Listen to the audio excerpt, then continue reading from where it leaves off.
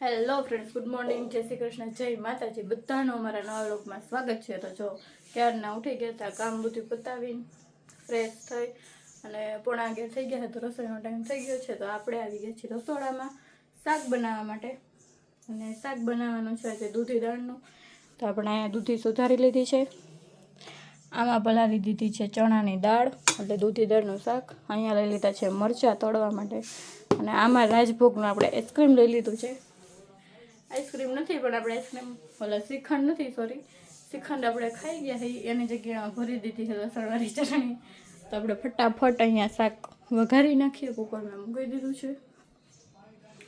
અને જો સવારમાં છે ને આ બગીચામાં મીંડા છે હળી ખંચા કરવા. ખડ ઉપાડવાની બદલે જય શ્રી કૃષ્ણ, ગુડ મોર્નિંગ. ખડ ઉપાડવાની બદલે છોડવા ઉપાડી નાખતા ને, એવું ધ્યાન રાખજો. જાય મસ્ત મજાનું ક્લીન કરી નાખ્યું છે આને બધું. અને આપણા બગીચામાં શું વસ્તુ છે ને, જો આવડી મોટી ગુલાબડી છે, એની બાજુમાં જામફળી છે, અહીંયા લીંબુડી છે, પછી અહીંયા તુલસી છે બે જાતના. એક આ તુલસી જેની આપણે પૂજા કરતા હોય એ, અને એક આ તુલસી છે. આ તુલસીનું નામ જેને આવડતું હોય ને કોમેન્ટ કરજો.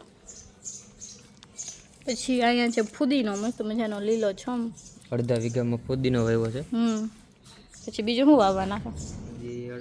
1 વીઘામાં કોથમીર અને 1 વીઘામાં મેથી વાવવાની. બરાબર. અને અહીંયા અજમા છે, જો અજમો એવું એમ ને.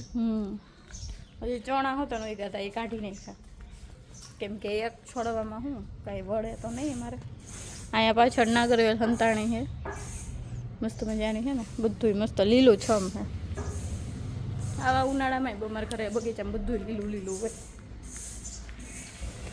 ચાલો હરખી સાફ સફાઈ કરી નાખજો. થઈ ગઈ, પાણી આવે ને એટલે મસ્ત પાણી છાંટી દેવાનું છે. બરાબર. અને વાવેતર કરી દેવાનું. અને જો આટલું કદી કચરો નીકળ્યું છે ખાલી બગીચામાંથી.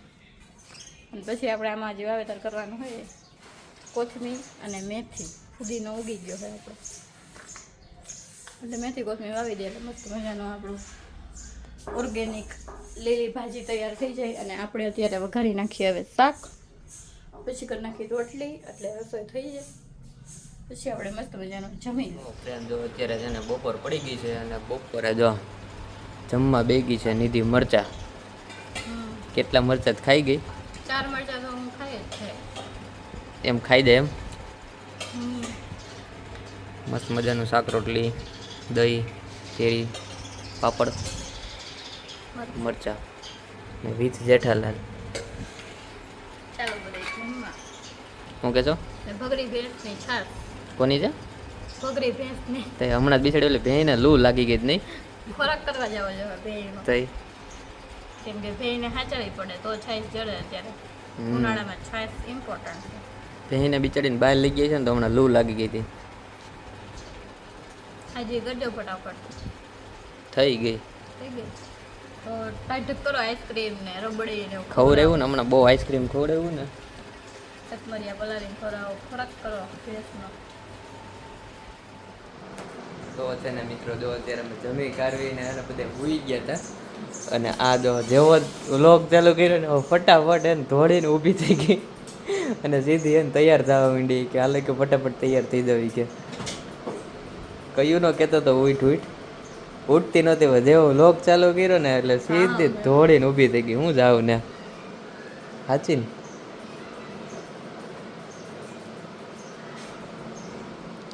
અત્યારે વાગી ગયા છે 5:30. શું છે? શું કહેશો? એમ મેં ક્યાં કીધું 20 હોય.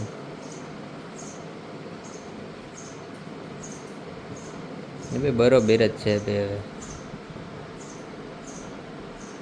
બે કલાક તૈયાર થાય. તો અત્યારે જો તડકો તો ધોમ છે અહીંયા, બહાર નીકળે એવું નથી. એમાં બપોર વચ્ચે તો હાવ નીકળે એવું જ ન હોય, એટલો તડકો હોય. નહીં? કેટલોક તડકો હોય બપોર વચ્ચે?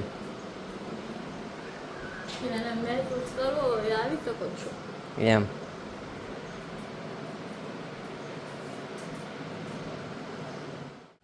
શું કરસ ન્યા?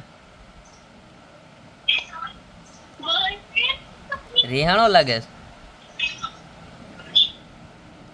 હે મૌન વ્રત લીધું છે હે પાંચુલ મૌન વ્રત લીધું છે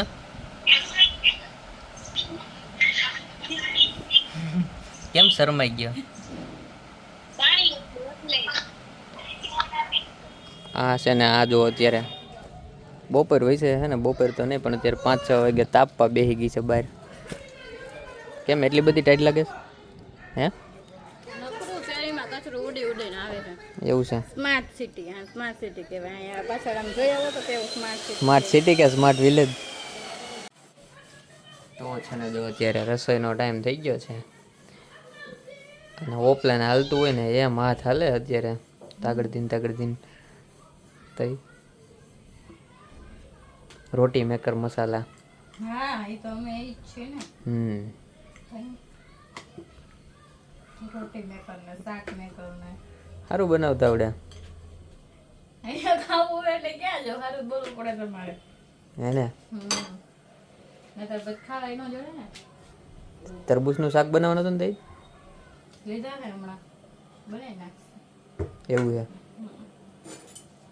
ઠંડક મળે ને રીંગણા ખાવા રીંગણા શાક બનાવ્યું હતું રીંગણા ખાઈને ગરમી તરબૂચ ખાવું એટલે ઠંડક મળી જાય બરોબર બેલેન્સ થઈ જાય આ જોન તરીકે એવું રિનોવેશન કર્યું છે મોઢા માટે હમણાં જસ્ટ બહુ તો રહેતા આ રોટલી ગોળ બનાવવાનું કારણ શું જેને શોધ કરી હોય હાથમાં આવે તો ખાવામાં તો કટકા જ કરીને ખાવાની છે ગોળ તો કઈ ખાવાનું નથી પીઝાની જેમ પીઝો આવે ગોળ હમ. પછી બોક્સ હોય ચોરસ અંદરથી પીઝો નીકળે ગોળ એમાં કરે કટકા પછી કટકા કરી એટલે ત્રિકોણ થઈ જાય એનું કારણ શું મને શું ખબર કાંઈ નહીં મેં જેને થોડી શોધ કરી જેને શોધ ખબર કરી હોય હોય જરી એને comment કરજો. detailમાં ખબર હોય શોધ કોને કરી એવી થોડી ખબર હોય આ રોટલી બનાવવાની જેને શોધ કરી હોય ઈ જો લેડીઝ ના હાથમાં આવી જાય ને હમ તો એનો ચુંદો બનાવી દે ભાઈ કેમ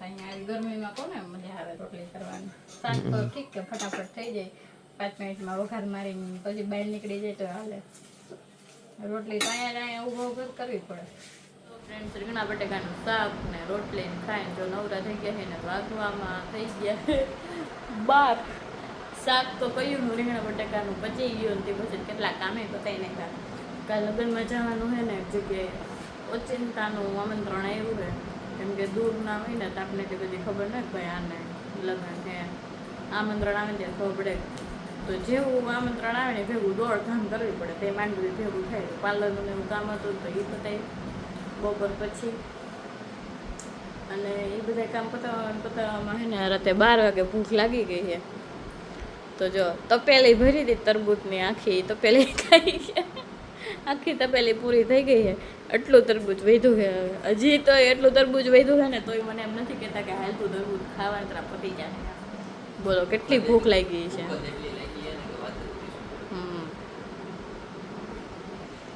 આવું બધું છે લગ્ન આવે ને એમ થતું અમારા લગ્ન પત્યા પછી તેમ થતું હા શાંતિ થઈ ગઈ જિંદગીમાં શું લાગતું હતું ને એવું લગ્ન એક એવી વસ્તુ છે ને હરખ તો હોય જ પણ હરખની હારે દોડધામ એટલી કરવી પડે ને કે વાત જવા દો દિવસ ને રાઈટ એન્ડ દોડ ગમે એવડા લિસ્ટ બનાવીને શોપિંગ કરવા જાય ને તો કંઈકનું કંઈક તો ઘટતું જ હોય તમારે એવું છું તું રવિ લગ્નમાં નહોતું છું એને નહોતું છું પણ મારે તો એવું બહુ છું તું લાંબા લાંબા પ્રક્રિયા બનાવીને જાય ને શોપિંગ